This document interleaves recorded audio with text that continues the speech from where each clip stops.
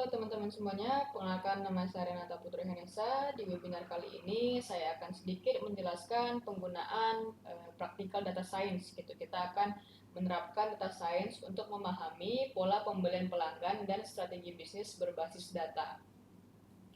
Nah, jadi kenapa sih analisis perilaku pelanggan itu penting gitu kan? Kita tuh memahami kebiasaan belanja pelanggan, membantu bisnis meningkatkan penjualan. Contoh penerapannya apa? Yang pertama seperti retail, kayak rekomendasi produk berdasarkan transaksi sebelumnya.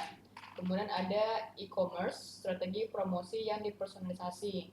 Kemudian ada supermarket, menentukan data letak produk yang strategis untuk meningkatkan pembelian impulsif. Nah, jadi contohnya tuh retail itu jadi kan rekomendasi produk berdasarkan transaksi sebelumnya. Jadi kalau teman-teman sebenarnya tuh sebelumnya beli sepatu gitu kan. Nah, itu kan ada tuh transaksi sepatu gitu. Nah, kemungkinan ya teman-teman tuh bakal beli kaos kakinya gitu kan. Nah, itu jadi dia ada transaksi sebelumnya, kemudian ada rekomendasi produknya apa gitu. Nah, itu contoh penerapannya. Kemudian e-commerce, strategi promosi yang dipersonalisasi. Misalnya kalau teman-teman tuh belanja di Shopee, belanja di Tokopedia atau dan sebagainya. Nah, sebenarnya ada iklan-iklan, promosi-promosi yang sesuai dengan teman-teman gitu. Misalnya teman-teman tuh suka baju gitu kan. Ya nggak mungkin iklannya teman-teman tuh penjualan laptop. Nah, kayak gitu. Bisa misalnya teman-teman tuh cowok yang suka laptop atau kayak suka main-main RTX apa kayak server, CPU, GPU gitu ya. Nah, nggak mungkin kan iklannya teman-teman tuh ada penjualan baju wanita kan, nggak mungkin ada dress, nggak mungkin ada yang kayak gitu. Nah, itu jadi tuh ada analisis perilaku pelanggan gitu. Nah, ini penting banget di dalam bisnis. Nah, kemudian contohnya yang ketiga itu supermarket, menentukan tata letak produk yang strategis untuk meningkatkan pembelian impulsif. Nah, tata letak produk strategis gitu. Jadi kadang kalau kita ke supermarket, teman-teman perhatikan nggak kalau misalnya satu baris itu ya makanan-makanan aja. Kalau misalnya dia sabun-sabun gitu. Nah, jadi ketika saya nih mau beli gitu kan, saya mau beli sabun mandi, ternyata ada sampo. Oh iya, kayaknya sampo saya habis. Nah, itu ada kayak meningkatkan pembelian impulsif yang seperti itu, yang dimana itu tuh sebenarnya udah ada data-data sebelumnya yang udah dianalisis gitu. Itulah analisis perilaku itu penting untuk di bisnis gitu. Makanya inilah yang mau kita bahas, kayak mana sih cara analisis perilaku pelanggan itu menggunakan data gitu. Nah, inilah yang mau kita bahas di hari ini. Nah, ini ada sedikit ilustrasi ya. Pernahkah Anda membeli suatu karena produk tersebut ditempatkan di dekat kasir? Nah, itu adalah contoh penggunaan market basket analysis dalam bisnis gitu kan. Nah, kayak di kasir tuh kayak ada coklat gitu kan. Ya udah jadinya kan impulsif buying gitu kan. Ada pengen coklat lah kayak gitu kan. Padahal awalnya kita nggak mau beli coklat gitu. Nah, itu seperti itu. Nah, ada studi-studi kasusnya market based analysis itu kan kayak teknik yang pertama yaitu apa itu market based analysis, yaitu teknik dalam data science yang digunakan untuk mengidentifikasi pola pembelian pelanggan. Nah, inilah studi kasusnya itu. Kan kita udah tahu tadi tuh, kita mikir-mikir nih.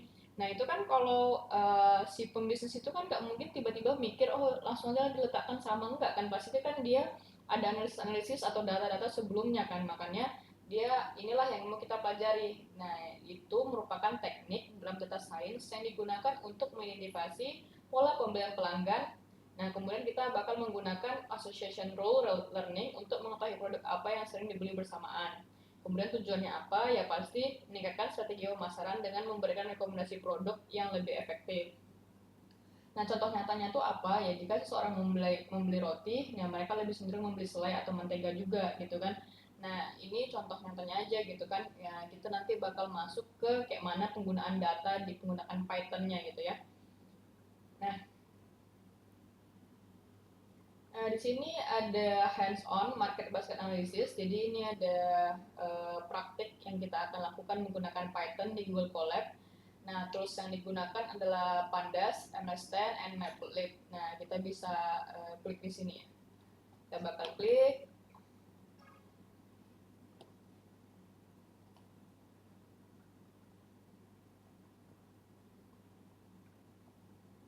Nah, ini saya ada pendahuluan ya.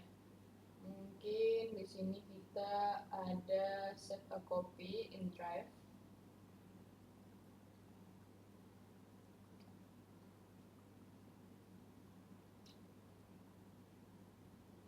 Kita main-main yang di copy ini. Nah, ini sedikit ada market based analysis dengan Python dan a priori algorithms.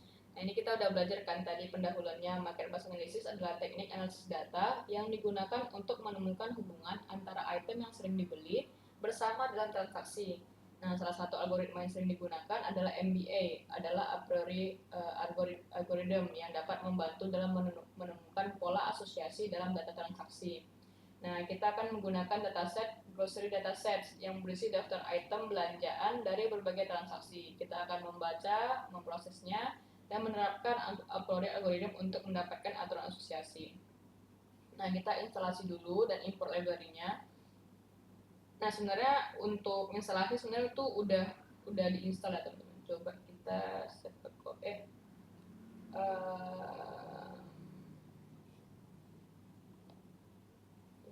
kita copy off gitu ya, another copy, kita delete aja, kita ini sebagai coret-coretan kita ya teman-teman. Nah, ini tuh sebenarnya kalau di Google Colab sih udah terinstall sih harusnya, jadi nggak perlu diinstal lagi, jadi langsung aja import library yang kita butuhkan. Nah, kita import library-nya kita. Nah, kemudian load dataset. Nah, dataset yang kita digunakan itu berasal dari sumber online, sehingga kita bisa mengaksesnya langsung dengan request. Jadi di sini ada URL di GitHub, yang dimana kita bisa ngeliat datanya. Nah, ini kita bisa lihat datanya dia. Nih, ada citrus fruit, semi-finished bread, margarin, dairy soups, tropical fruit. Nah, ini satu orang gitu. Jadi kalau misalnya orang ini beli citrus fruit, beli semi finished bread, margarin sama ready soup gitu kan, ada whole milk, ada paper gitu. Nah, ini kita mau ngelihat pola sih orang-orang belinya apa, kemudian apa yang biasanya dibeli barengan gitu. Nah, itu market basket analysis gitu. Nah, ini dataset kita pakai yang tadi. Nah, kemudian balik ke sini. Nah, kita pakai response request ya katanya, dengan request. Nah, habis itu kita mau ngambil transaksi. Nah, tadi kan di setiap transaksi itu ada koma, kemudian ini merupakan orang-orangnya beli apa diganti oleh koma, kemudian satu baris merupakan satu orang. Jadi ada splitnya dengan koma, kemudian dia line strip gitu kan. Jadi setiap ini ada text split-nya itu n, jadi n itu kayak new baris, jadi kan memisahkan setiap baris sebagai transaksi gitu. Jadi kita mau ngelihat, ini kita bikin 10 deh, 10 transaksi, 10 transaksi pertama gitu ya, gak usah.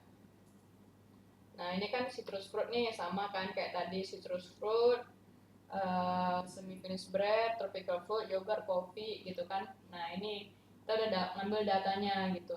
Nah, ini udah kita dapat datanya. Nah, kita mau analisis ini. Nah, jadi anggap teman-teman tuh kayak pembisnis supermarket gitu. Atau mungkin itu Alfamart, Indomaret, apa semuanya gitu kan. Nah, jadi ada data si pengunjung, si customer kan.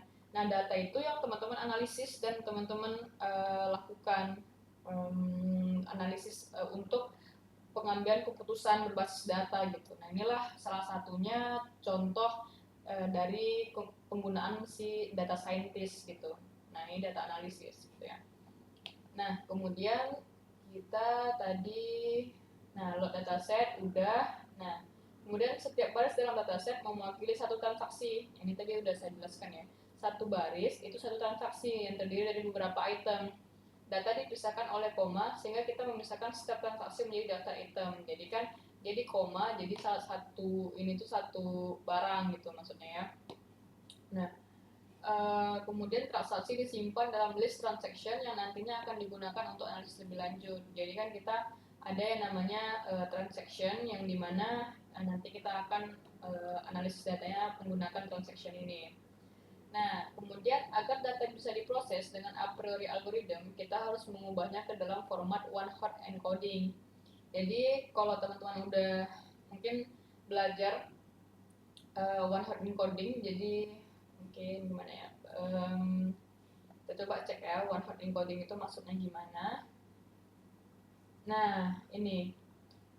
Jadi dia itu ketika row yang pertama, yang satu ini, dia bakal false kalau misalnya dia nggak ada. Berarti kan kita pertama itu citrus fruit, semi finished bread, sama margarine, sama ready soup. Ini nggak ada kan? Gitu. Nah, kalau misalnya teman-teman tuh mau ngecek, nah di sini ya, misalnya Python show all rows, gitu ya. Kita bikin bisa ngecek semua rows ya. Nih pandas set option display max row ini kalau misalnya ya ini kali ya, display pandas set option display max row.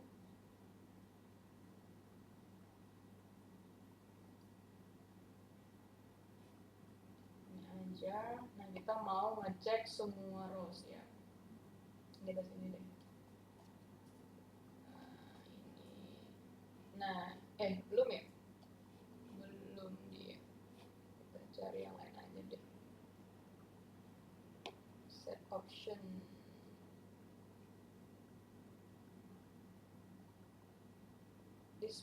Kayak gini nih. Ini baru benar nih. Soalnya saya biasanya pakai ini sih. Nah, bisa use. Oh, bukan rows, column. Astagfirullah.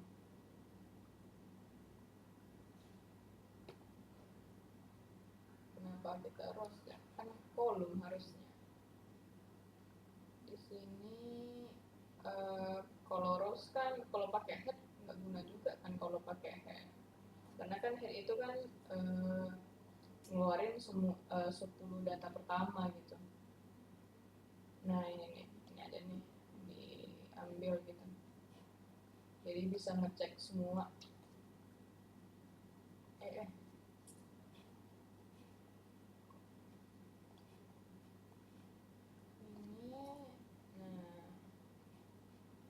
Nah nih baru bisa nih kan. Nah kita mau ngambil yang pertama citrus fruit gitu kan. Nah coba kita nih. Nah di sini dia true gitu kan. Karena ada citrus fruit di baris pertama. Jadi dia itu harus ada yang namanya menggunakan transaction encoder ini. Jadi ada one hot encoding gitu kan. Menggunakan data format ke one hot encoding. Nah, jadi setiap kolom, ya kan transaction encoder mengubah data transaksi menjadi format one hot encoding, gitu. Nah, kemudian setiap kolom mewakili satu item, ya kan? Si kolomnya kita ini mewakili satu item. Ya udah, berarti kan citrus fruit dia benar, ya udah dia benar, gitu kan? Kemudian nextnya si semi finished bread kan? Nah, kita carilah semi finished bread nih yang mana, gitu kan? Nah ini dia true kan, gitu. Jadi ya satu kolom ini mewakili satu item. Nah, nilai true berarti item tersebut ada dalam transaksi tersebut, sedangkan false berarti tidak ada. Nah, semoga mudah dipahami ya teman-teman. Jadi di sini tuh satu baris pertama ya dia true ketika dia ada, false ketika dia nggak ada. Nah, itulah penggantian apa ya untuk analisis data itu kita harus pakai one hot encoding itu. Ya, transaction itu kita bikin dia sebagai one hot encoder. Nah, inilah dia. True ketika dia ada, false ketika dia nggak ada gitu. Nah, coba ini yang whole milk nih. Yang whole milk ya. Whole milk itu coba ya kita sampai 10. Nah, kita mau cari si whole milk gitu kan. Nah, ini banyak nih kan. Data ketiga, data kelima, 6 sama data ke-10. Nah, coba kita cek si whole milk. Nah, ini data ketiga, data kelima, keenam, sama data ke-10. Ini ada nih dia. True, si whole milk ini true, true, true, true, gini kan. Nah, false ketika dia nggak ada. Nah, ini semoga bisa dipahami ya teman-teman. Whole milk gitu ya. Nah, easy ya. Udah bisa, semoga bisa dipahami lah ya. Paham maksudnya gimana kalau misalnya menggunakan one hot encoder. Karena ini data yang akan dianalisis oleh si market a priori algoritma ini, karena dia harus dikonversi dulu gitu kan. Ya nggak mungkin si kita kan bicara dengan mesin nih, ya mesin itu kayak mana cara supaya dia paham, ya dia pahamnya pakai menggunakan true or false atau namanya boolean gitu kan, atau bisa 1 sama 0 gitu kan. Nah kalau misalnya uh, program atau komputer ya bisanya kan bahasanya numbers kan gitu, bukan kata-kata gitu. Yang milk itu susu, yaitu kita taunya itu manusia tahu susu. Nah kalau misalnya si program atau komputer yaitu dia taunya sebagai 1 sama 0 gitu. Nah mungkin itu. Nah kita lanjut ke menjalankan a priori algorithm. Nah sekarang kita akan mencari frequent item set, yaitu kombinasi item yang sering muncul dalam transaksi. Nah frequent item set itu ya a priori menggunakan ini ya basket PDF, karena kan di sini kita udah dapat data frame-nya kita gitu kan. Nah, menggunakan basket DF ini data frame. Ini kita lanjut. Nah, ini maksudnya apa? Kita baca di sini. Nah, minimal support itu berarti hanya item atau kombinasi item yang muncul di minimal 2% dari transaksi yang akan dipertahankan. Nah, hasilnya adalah daftar item set atau kombinasi item yang sering muncul bersama. Nah, ini katanya hasilnya adalah daftar item set kombinasi item yang sering muncul bersama. Nah, kan ini nih interpretasi hasil kita nih. Nah, ini frequent item set item yang sering muncul bersama. Ini kan 0,03 HTML, beef, berries, beverage sama bottle beer. Ini saya udah gantiin ke sini biar lebih enak. Nah, dari output di atas, nah kita melihat beberapa kombinasi item yang sering muncul dalam transaksi dengan nilai support tertentu. Nah, botol bir itu ternyata memiliki support 8,05%. Artinya sekitar 8,05% dari semua transaksi mengandung botol bir. Nah, ini kan karena data di US ya teman-teman, data di Amerika. Jadi kan kita nyesuaiin dengan tradisi atau konsumsinya orang Amerika gitu. Nah, beef, daging. Ya, orang Amerika kan sering makan daging juga kan gitu. Muncul dalam 5% dari transaksi, 5,25% dari transaksi. Yang menunjukkan bahwa daging sapi itu item yang sering dibeli. Kemudian UHT muncul dalam 3,34% dari transaksi, menandakan bahwa susu UHT juga cukup populer. Nah gini, kalau misalnya teman-teman tuh pembisnis gitu kan, punya supermarket. Nah, ketika teman-teman tuh dapat item yang sering muncul ini, kayak 8% tuh habis botol bir itu gitu kan. Maksudnya transaksi itu dilakukan gitu untuk botol bir. Kemudian 5% juga daging sapi sering dibeli gitu. Nah, nggak mungkin kan kalau teman-teman pembisnis, nggak mungkin kan kalau misalnya botol bir sering dibeli, nggak mungkin kan teman-teman tuh malah ngisi air biasa gitu. Misalnya mineral water atau gimana ya. Nggak mungkin kan pasti kan yang mana yang sering dibeli kan, berarti kan itu stok yang teman-teman beli gitu. Nah, itulah analisis data itu digunakan untuk si bisnis untuk menggunakan data analitik atau data analisis gitu. Jadi kita punya data nih, kita keluarkan data-data itu. Jadi kita dapatnya nggak mungkin kan kalau misalnya kita nggak pakai data nih, jadi kan kayak oh mana ya yang habis gitu. Nah itu kan nggak mungkin kita manual kan, pasti kan butuh mesin yang berpikir dibandingkan dengan teman-teman yang mikir gitu dibandingkan. Nah itu jadi ketika mesin yang mikir ya itu akurasinya lebih oke dibandingkan teman-teman pikirkan sendiri. Apalagi kan kalau misalnya bisnisnya kecil ya, toko-toko kecil. Cuma kalau toko supermarket gede kayak gitu kan nggak mungkin cek satu-satu kan gitu. Nah, itu yang analisis data itu data scientist untuk analisis data sebagai data scientist gitu. Nah, ini menarik teman-teman untuk kalau teman-teman punya bisnis apa lagi ya. Jadi apapun yang teman-teman lakukan tuh sesuai dengan data gitu.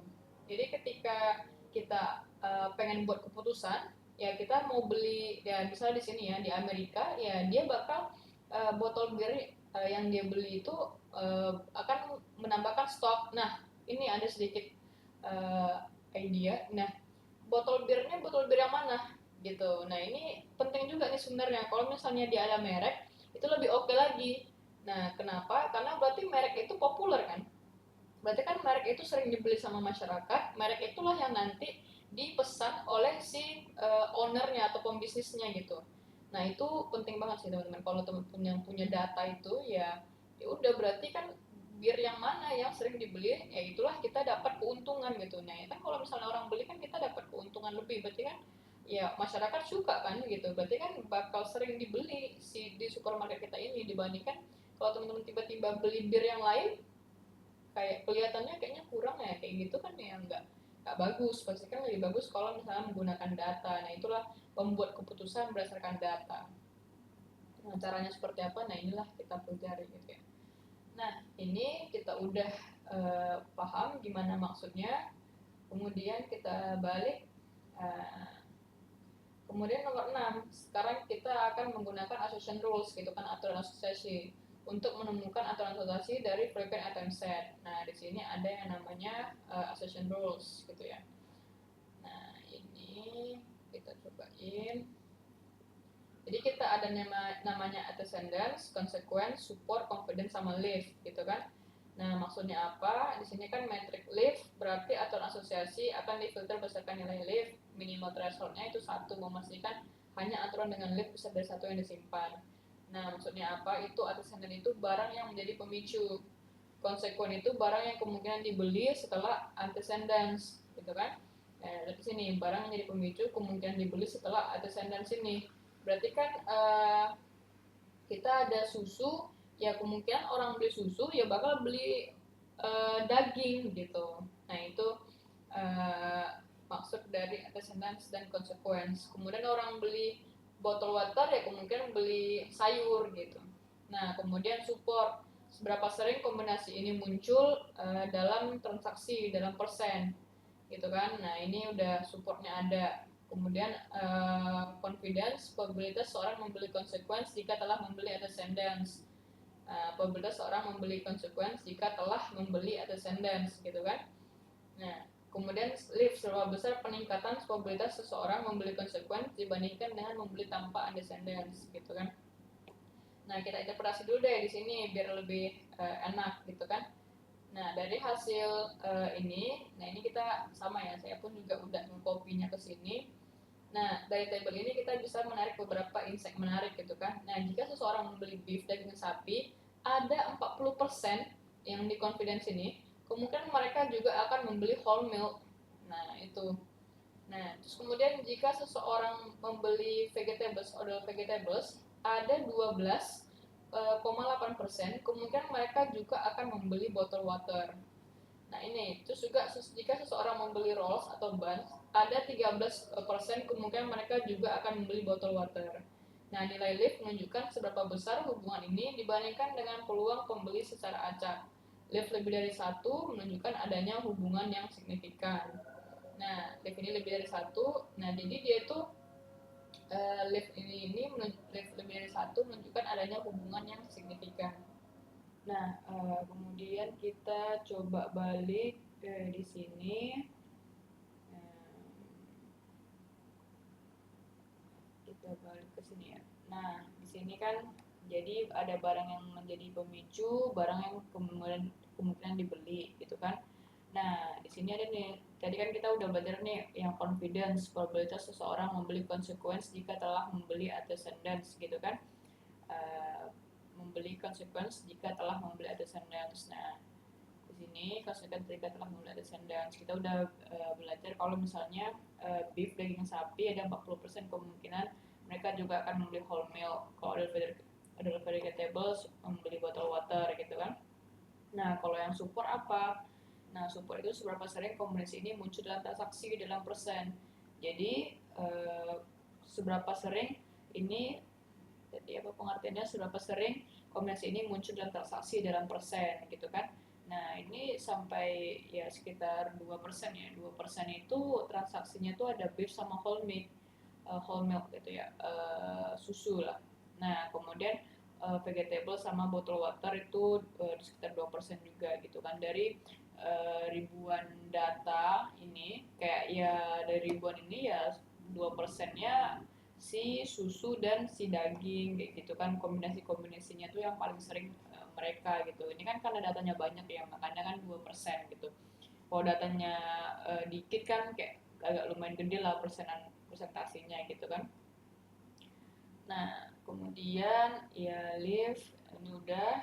Nah next kita sedikit kesimpulan aja kan. Ini kita udah sampai ke sini persentase untuk support, confidence, sama lift. Ya, lift kalau lebih dari satu hubungannya signifikan gitu kan. Nah, contoh kasus di Indonesia.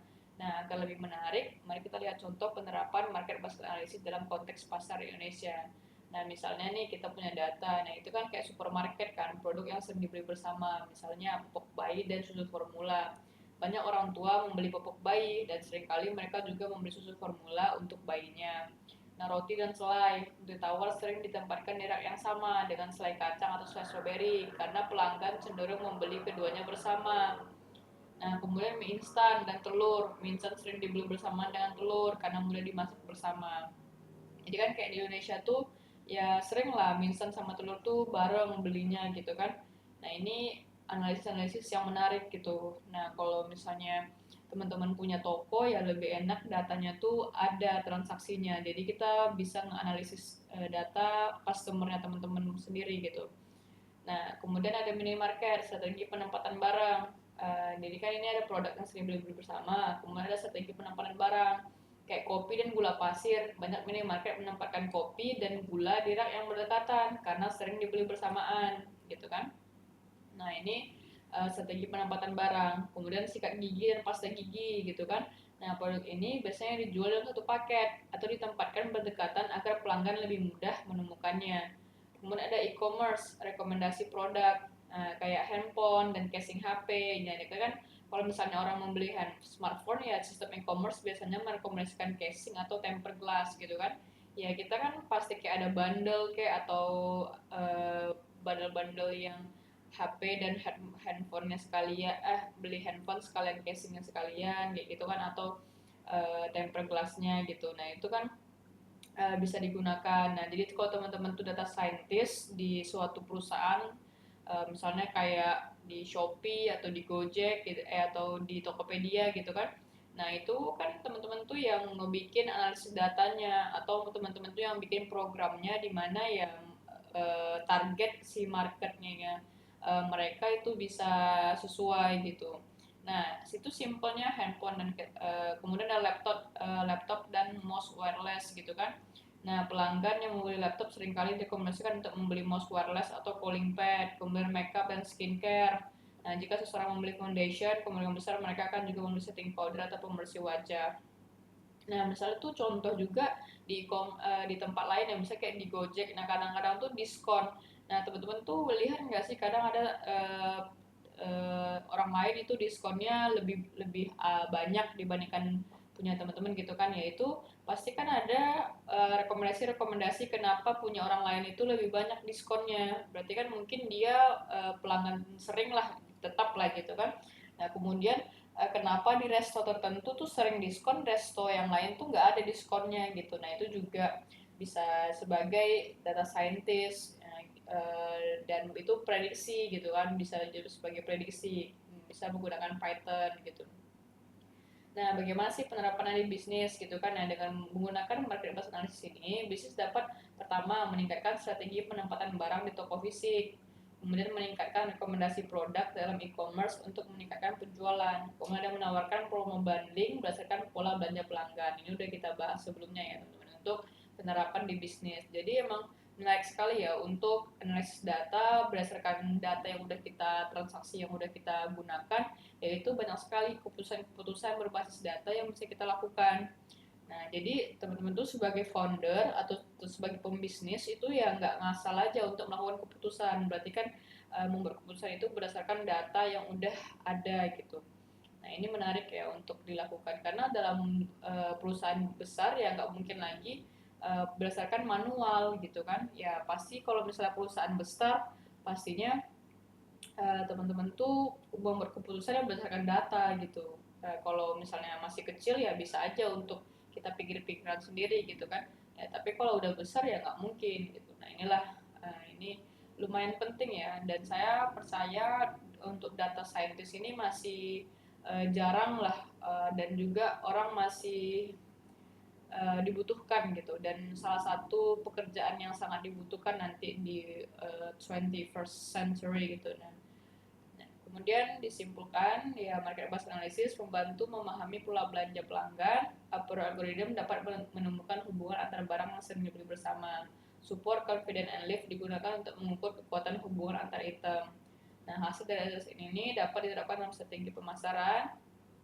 Mana ya tadi? Hilang. Nah, hasil dari analisis ini dapat diterapkan dalam strategi pemasaran, tata letak toko, dan rekomendasi produk dalam e-commerce. Nah, ini materi kita di Market Basket Analysis untuk contoh penggunaan Python.